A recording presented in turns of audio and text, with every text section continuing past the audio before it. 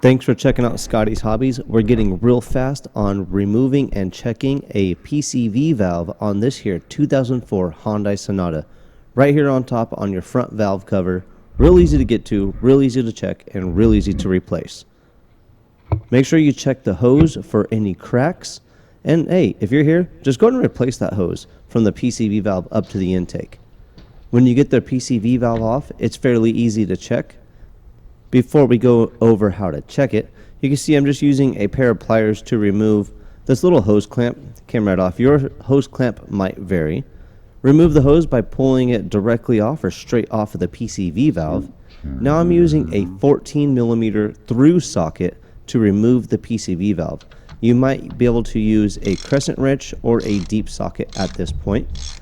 After you remove your PCV valve, you can check it in a few ways. The manufacturer recommends putting a stick in the thread end and seeing if the plunger moves. I personally like to suck and blow on the hose end. I should be able to suck and I should not be able to blow. Another simple thing is shake it around like I did, and if you hear the ball move around inside there, you have a pretty good indication that it is good.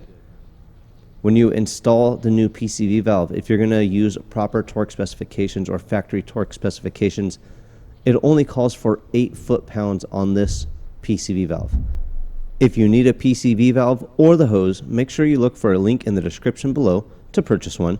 And also, this PCV valve or the replacement of the PCV valve on this vehicle is the same for a ton of vehicles from the Sonata, Santa Fe, Tiburon, the Tuscan, and also into the Kia, the Oprius, the Optima, and the Sportage. This video applies for all of those. Everything with the 2.7 liter 6 GBAY engine.